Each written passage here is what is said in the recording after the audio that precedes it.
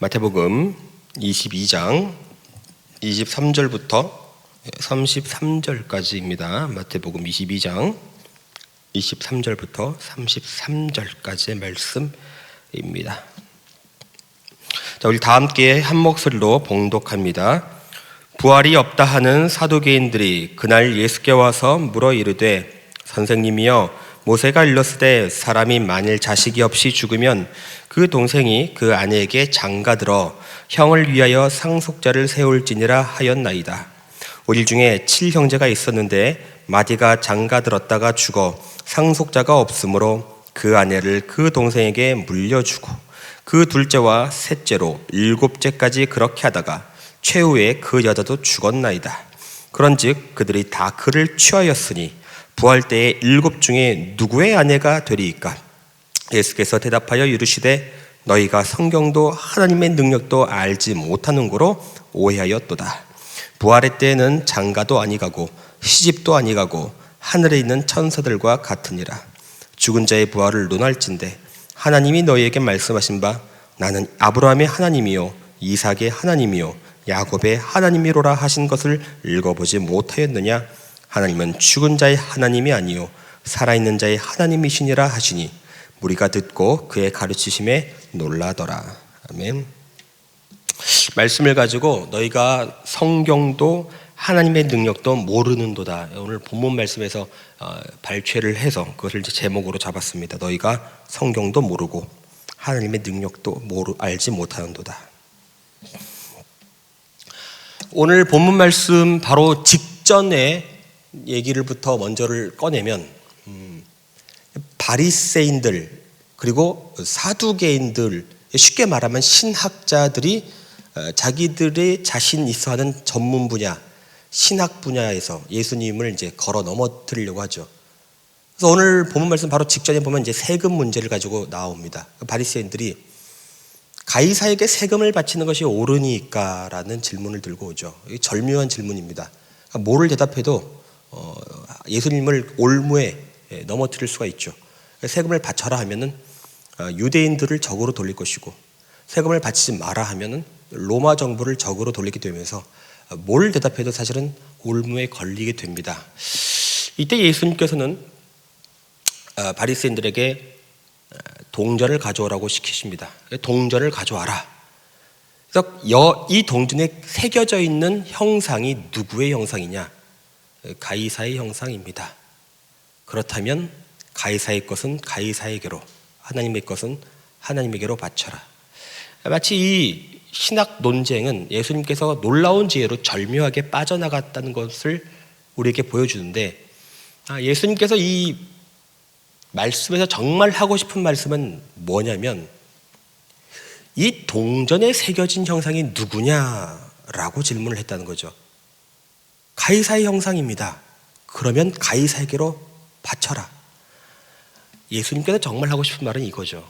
그렇다면 너의 영혼에 새겨져 있는 형상은 누구의 형상이냐는 것이죠. 대답을 해보십시오. 여러분의 영혼에 새겨져 있는 형상은 누구의 형상입니까? 하나님의 형상이죠.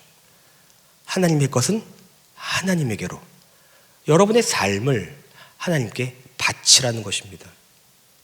그렇게 해서 세금 논쟁을 예수님께서 이기시고 바리새인들이 패배를 하고 물러나갑니다. 그러니까 바리새인들과 사두개인들은 라이벌 관계니까 바리새인들이 패배를 했다는 소식을 듣고 사두개인들은 기뻐합니다. 그리고는 우리가 보여줄게 하고 사두개인 신학자들이 이제는 자기들의 전문 분야, 신약 분야를 가지고 예수님을 걸어 넘어뜨리려고 하는 장면이 이제 오늘 장면이죠. 사두개인들이 와서 하는 말이 이거죠. 자, 23절에 보시면 부활이 없다 하는 사두개인들이 그날 예수께 와서 물어 이르되, 사두개인들은 부활을 믿지 않습니다. 그러니까 사두개인들의 교리에는 부활을 믿지 않습니다. 근데 바리새인들은 부활을 믿죠. 이게 재밌는 거예요. 바리새인들도 하나님을 믿습니다. 근데 사두개인도 하나님을 믿습니다. 그런데 그들이 다르다는 거죠. 다가 똑같은 하나님을 믿지만 믿음의 결과가 다르다는 것입니다. 여러분, 우리가 다 같이 하나님을 믿는다고 해도 믿음의 결과는 다를 수 있습니다. 다 똑같은 믿음은 아니라는 거죠. 우리가 겉모습으로는 다 같이 예배를 드리는 것 같아도 똑같은 예배가 아닐 수 있다는 것입니다.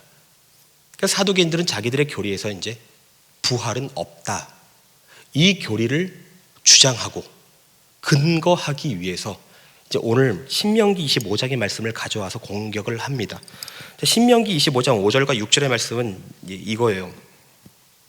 형제들이 함께 사는데 그중 하나가 죽고 아들이 없거든 그 죽은 자의 아내는 나가서 타인에게 시집가지 말 것이요 그의 남편의 형제에게 그에게로 들어가서 그를 맞이하여 아내로 삼아 그의 남편의 형제된 의무를 그에게 다 행할 것이요. 이게 흔히 말하는 계대결혼법이죠. 대가 끊기지 않게 장남이 죽어서 상속자가 없으면 차남이 형수에게 장가가서 대를 잇도록 하는 거죠. 계대결혼법. 이게 왜 있어야 되냐면 바로 메시아 계보가 끊기지 않게 하려고 제정하신 것이죠. 근데 이 말씀을 가지고 사두개인들이 자기들의 부활교리가 옳다, 그러니까 자기들은 그 생각을 꺾을 생각이 없는 거예요. 들을 귀도 없고, 들을 귀가 없으니까 예수님께서 계속 하시는 말이 뭐예요? 귀 있는 자는 들을지어다. 이 사람들은 고집이 완악해요. 들을 귀가 없어요. 자기들이 부활은 없다라고 하는 교리를 끝까지 고집하기 위해서 이제 이 신명기 25장 내용을 가지고 예수님을 걸기 시작합니다. 그러니까 오늘 말씀은 실제로 있는 얘기가 아니고 사두개인들의 머릿속에서 나온 소설 같은 이야기죠.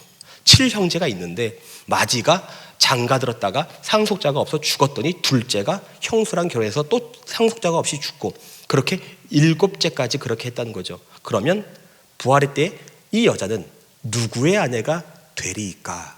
라는 거죠. 그러니까 이 사람들이 하는 말은 뭡니까? 그러므로 부활은 없다. 그때 예수님께서 충격적인 말씀을 하시죠. 우리 29절을 같이 볼까요? 예수께서 대답하여 이르시되 너희가 성경도 하나님의 능력도 알지 못하는 거로 오해하였도다. 너희가 성경을 모른다. 그리고 하나님의 능력을 모른다. 우리가 다 같이 하나님을 믿지만 믿음의 결과가 다른 이유는 무엇입니까? 너희가 성경을 모르기 때문이다. 너희가 하나님의 능력을 믿지 않기 때문이다. 우리가 다 같이 예배를 드리고 있지만 그것이 똑같은 예배가 될 수 없는 이유는 무엇입니까? 너희가 성경을 모르기 때문이다.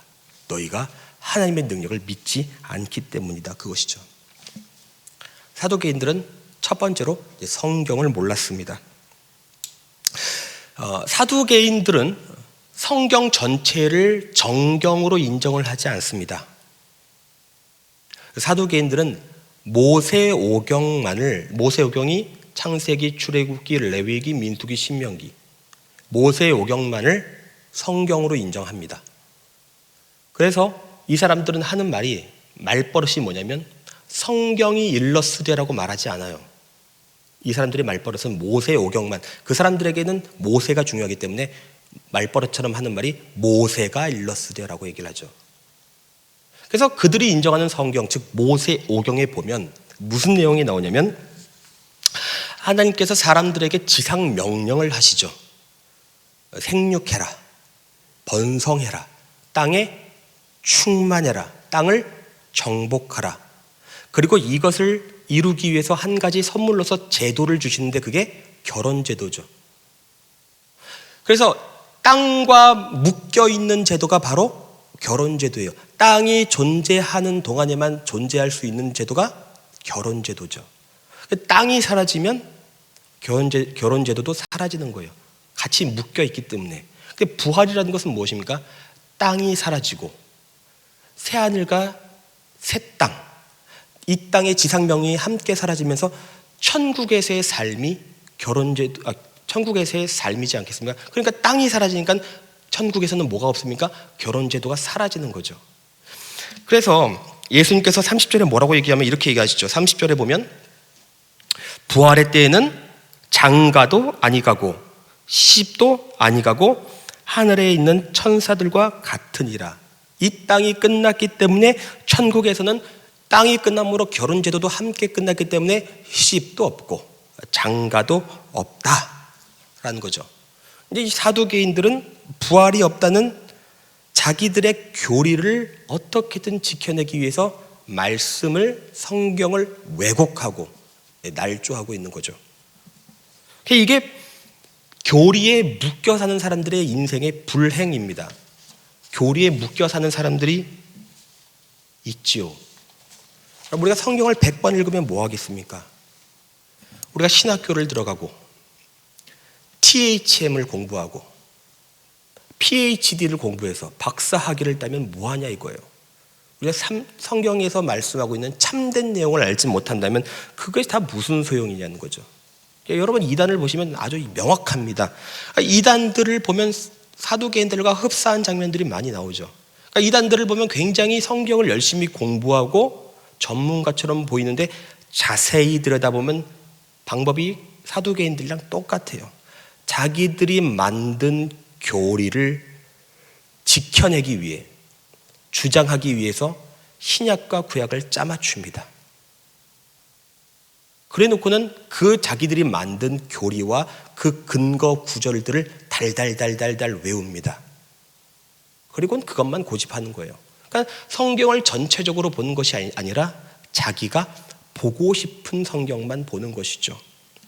그래서 구원파들은 자기들의 교리에 얽매여서 다른 모든 진리의 말씀들에 대해서 눈을 감고, 그 통일교는 문선명, 그 문선명도 김백문이라고 하는 사람의 책을 가져다가 다 베낀 거죠. 그 문선명이 만든 그 교리를 달달달 보고 다른 교리들, 다른 진리의 말씀들에 대해서는 부인하고 부정하는 것이죠. 그러니까 그런 사람들이 예수님 옆에 서면 예수님이 뭐라고 하시겠습니까? 너희가 성경을 모르는도다. 그러니까 우리가 구약을 공부하고 신약을 공부하고 성경학교를 가고 성경대학을 가고 뭐 신학교를 가고 열심히 말씀 공부를 하지만 거기서 우리가 예수를 발견하지 못한다면 사실은 안 읽은 것입니다. 우리가 수십 년 동안 교회를 다니고 설교를 들어도 거기서 예수가 발견되지 않았다면 우리는 아무것도 발견하지 못한 것입니다. 주님은 말씀하실 것입니다. 너희가 성경을 모르는도다. 여러분, 우리 중에 예수를 모르는 사람이 누가 있겠습니까? 다 알죠. 영유아부에 가서 예수 모르는 사람이 있냐고 애들한테 손 들어보려고 해도 아무도 안 듭니다. 다 알죠. 그런데 그게 정말 예수를 아는 거냐 하는 것입니다. 여러분, 예수는 성경을 읽어서 아는 게 아니에요. 설교 들어서 아는 것도 아닙니다. 그건 세상도 그렇게 합니다. 믿지 않은 사람들도 설교 듣고 예수를 알고 성경을 읽고 예수를 알죠. 성경은 예수는 그렇게 해서 아는 게 아니죠. 예수는 만나서 아는 것입니다.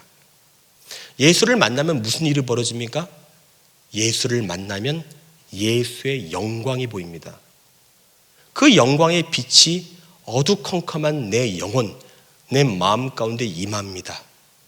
그래서 그동안 내 마음 가운데 있었던 보이지 않았던 죄들이 그 예수의 영광의 빛이 내 마음 가운데 임하니까 비로소 그때 내 안에 죄가 보이고 이 끔찍한 죄들이 보이면서 오호라 나는 곤고한 사람이로다. 누가 나를 이 사망의 몸에서 나를 구원할까를 고백하게 되는 거죠. 절망을 발견하게 되고 죄를 발견해 비참한 나를 발견하게 되고 희망 없는 나를 발견하게 되는 것이죠. 눈물이 나지 않을 수가 없는 거죠. 땅을 치며 통곡하지 않을 수가 없는 것입니다. 그런데 그 영광의 빛이 나를 어디로 인도하느냐? 십자가로 인도하죠. 십자가가 보이기 시작하고 나를 위해서 십자가에서 몸짓고 피 흘려 죽으신 예수의 사랑이 발견되기 시작합니다. 희망 없던 내가, 절망만 빠져있던 내가 바로 예수님이 나의 희망이 되는 순간이고 그 사랑이 나를 구원했다는 것을 발견하게 되면서 그 사람은 뭐를 깨닫습니까? 정말 예수님이 나를 사랑하시는구나. 성경을 읽어도 예수님은 사랑이라는 걸 알 수 있습니다. 그러나 그건 아는 게 아니죠. 그냥 예수님을 만나면 진짜로 예수님께서 나를 사랑하시는구나를 깨닫게 됩니다. 그런 사람들은 이제 인생을 막 살지 못합니다. 예수님의 사랑을 깨달았기 때문에. 읽어서 아는 사람은 막 살 수 있습니다. 설교 들어서 예수님의 사랑을 아는 사람은 막 살 수 있습니다. 근데 예수님을 만나서 그 사랑을 경험한 사람은 막 살지 못하죠. 그래서 어떤 사람을 보면 신앙생활을 하고 교회를 열심히 다닌 것 같은데 죄를 지어도 마음이 편안해합니다. 어떤 사람 보면 교회를 잘 다닙니다. 신앙생활도 오래 하고 모태신앙이라고 해요. 근데 그 사람을 보면 인생을 막 살아요. 어떻게 저렇게 막 살 수 있을까를 관찰을 해보니까 그 이유가 있어요. 죄를 지어도 마음이 편안한 거예요.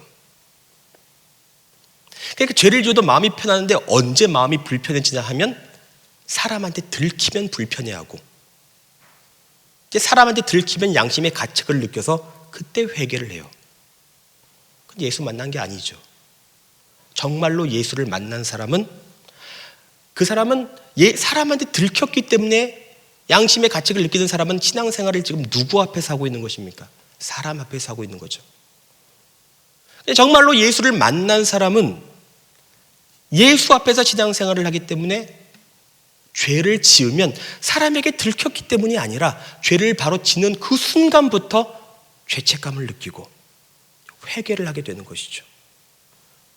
예수의 사랑을 내가 배신했다고 하는 생각이 드니까 내가 예수의 사랑을 몰랐으면 죄를 지어도 마음이 편했겠는데 예수의 사랑을 알고 나서부터는 마음이 죄를 짓는 순간부터 불편한 것이고 회개하게 되는 것이죠. 이게 예수 만난 사람의 특징이에요. 그래서 이 예수 만난 사람은 이런 사람들은 말씀을 봐도 이제부터는 눈에 들어오는 말씀들이 바뀌기 시작합니다. 예전에는 말씀을 보면 윤리적인 말씀만 눈에 들어옵니다. 너희가 대접받고 싶은 대로 너희 남을 대접하라. 이런 윤리적이고 휴머니스트적인 감동적인 말만 들어오던 사람이 축복의 말씀만 눈에 들어오던 사람이 뭐가 들어오냐면 예수님의 십자가의 죽음이 들어오고 자기 부인의 내용이 눈에 들어오기 시작하죠. 그러니까 축복의 내용만 보던 사람이 자기의 십자가를 짊어지라고 하는 예수의 말씀이 내 마음을 사로잡기 시작하는 것을 경험하게 되는 것입니다. 근데 이상한 것은 자기를 부인해라, 자기의 십자가를 짊어지라고 하는 말씀들이 눈에 들어오면 들어올수록 이상하게도 마음이 평안하다는 거죠. 기쁨이 샘솟고. 왜 그런 것입니까? 그 사람 안에 성령이 역사하고 있다는 것이죠. 이게 예수를 아는 사람들입니다. 사두개인들은 성경을 몰랐습니다. 성경을 몰랐다고 하는 것은 성경이 가리키는 바 예수를 몰랐다는 것입니다. 두 번째, 사두개인의 잘못은 무엇이냐? 첫 번째는 그들이 성경을 몰랐다는 것이죠. 저는 여러분들이 성경을 알게 되기를 바랍니다. 두 번째는 뭐냐? 사두개인들이 하나님의 능력을 알지 못했다 이거죠. 남 얘기가 아니죠. 자, 우리 29절을 다시 한번 읽도록 합니다. 29절. 예수께서 대답하여 이르시되 너희가 성경도 하나님의 능력도 알지 못하는 거로 오해하였도다. 하나님의 능력은 무엇입니까? 하나님의 능력은 죽은 자를 살리시고 없는 것을 있는 것처럼 물으시는 능력을 가지고 계시죠. 그런데 우리는 하나님의 능력을 믿지 못함으로 자꾸만 뭘 하느냐? 하나님의 능력을 제한한다는 것이죠. 하나님의 수준을 내 수준으로 끌어내린다는 것입니다. 그 나사로가 죽고 나서 예수님께서 굉장히 고의적으로 늦게 오십니다. 나사로가 부패해서 냄새가 날 정도로. 그러자 마르다가 하는 말이 예수님, 속상한 거죠. 늦게 왔으니까. 예수님 이미 늦었습니다. 나사로가 썩어서 냄새가 나나이다. 이 뜻이 무슨 뜻입니까? 아무리 예수님이라도 지금 부패해서 썩어가고 있는 나사로를 살리실 수 없습니다. 근데 이 말이 맞는 말이죠. 합리적인 말이죠. 이성적인 말이죠. 그런데 여러분 그걸 아셔야 되는 거예요. 내 합리적인 생각이 예수님의 능력을 제한한다는 거예요. 그래서 자꾸만 하나님의 능력을 내 머릿속에 가둔다는 것이죠. 내 이성 속에 가두고 내 경험 속에 가두는 거죠. 그렇게 우리는 하나님을 믿지 않게 되는 것입니다. 하나님을 불신앙하게 되고, 아무리 하나님이라도 안 되는 건, 여러분, 세상에 있는 모든 신의 특징은 무엇이냐? 인간의 머리로 만들었다는 것입니다. 그래서 세상의 모든 신, 철학의 신, 불교, 전부 다 인간의 이성 속에 갇혀있는 신들, 인간이 만들어낸 신이죠. 근데 놀랍게도 교회 다니는 적지 않은 이 사람들이 하나님조차도 자기의 경험 속에, 기도해봤더니 안 된다 이거예요. 자기의 경험 속에 하나님을 가두고 하나님을 자기의 이성 속에 가두면서 하나님의 능력을 제한합니다. 우리의 신앙의 가장 불신앙은 무엇입니까? 하나님의 능력을 제한하는 게 가장 큰 불신앙입니다. 왜 많은 사람들에게 기적이 안 일어나고 하나님의 역사가 안 일어나는가? 예수님께서 나사렛이라는 자기의 고향으로 가셨을 때에 그 나사렛 주민들이 예수님을 믿지 않습니다. 그러다 무슨 일이 벌어지느냐? 예수님께서 그 공생애 동안 가는 곳곳마다 기적을 일으키셨던 예수님께서 어디서만 기적을 안 베푸시느냐? 나사렛에서만 기적을 안 베푸십니다. 안 믿는 건 좋습니다. 안 믿으면 예수님께서 아무 일도 하지 않는다는 것입니다. 가장 큰 불신앙은 무엇입니까? 하나님의 능력을 제한하고 하나님의 능력을 믿지 못하는 것입니다. 귀신 들린 아이의 부모가 예수님에게 찾아와서 자기의 아이의 귀신을 쫓아내달라고 간구합니다. 기도합니다. 할 수 있거든 내 딸을 고쳐 주옵소서. 그러자 예수님께서 말씀하시기를 할 수 있거든이 무슨 말이냐라고 하시죠. 놀라운 것입니다. 내가 하나님의 능력을 믿지 않고 기도했더니 기도의 응답이 귀신이 떠나가달라고 하는, 쫓아내달라는 기도를 했더니, 하나님을 믿지 않고 그런 기도를 했더니 기도의 응답이 귀신이 떠나가는 것이 아니라 기도의 응답이 책망이었다는 것입니다.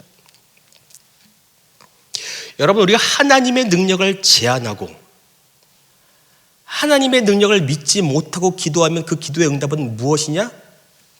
책망이라는 거죠. 할 수 있거든이 무슨 말이냐? 믿는 자에게는 능치 못함이 없느니라. 하나님을 여러분의 이성 속에 가두지 마십시오. 온 우주를 창조하신 분이시고 하나님의 뜻이라면 죽은 자도 살리십니다.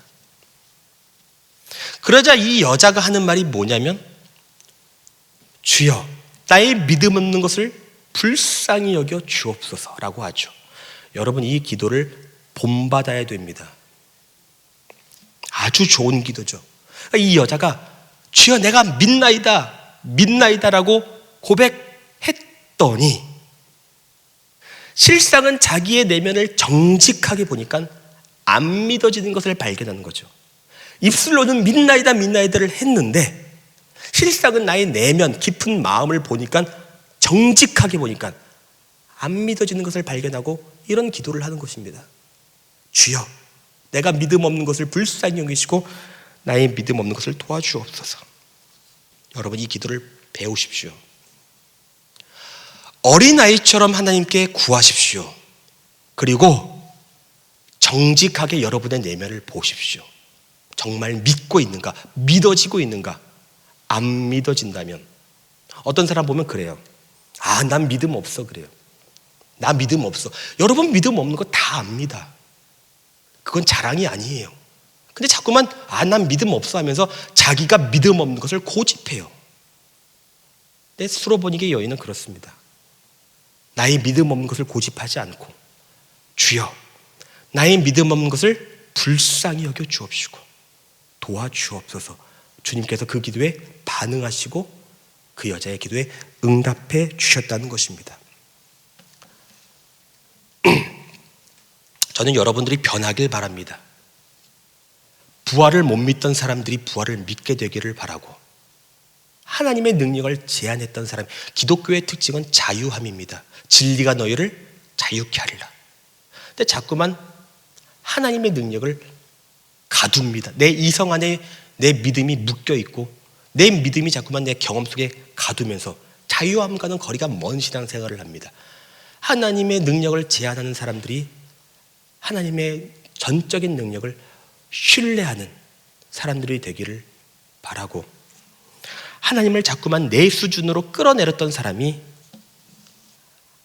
하나님을 있는 그대로 바라볼 수 있게 되기를 바랍니다. 여러분, 내가 인생이 힘든 이유는 무엇이냐? 내 기준, 내 능력의 기준에서 인생을 바라보니까 힘든 것이지, 하나님의 능력에서, 하나님의 기준에서 내 인생을 바라보면 쉬워집니다. 굴곡 있는 인생도 평탄해지는 것이고 태산 같은 인생도 평평해지는 것입니다. 하나님을 여러분의 이성에 가두지 마시고, 머리에 가두지 마시고, 기도해봤더니 안 됐다 이렇게 말하지 마시고, 여러분의 경험 안에 하나님을 가두지 마시고 하나님을 전적으로 신뢰하시길 바랍니다. 그러면 모든 일이 쉬워지고 모든 일이 간단해지게 될 것입니다. 그런 은혜가 있기를 주의 이름으로 축원합니다.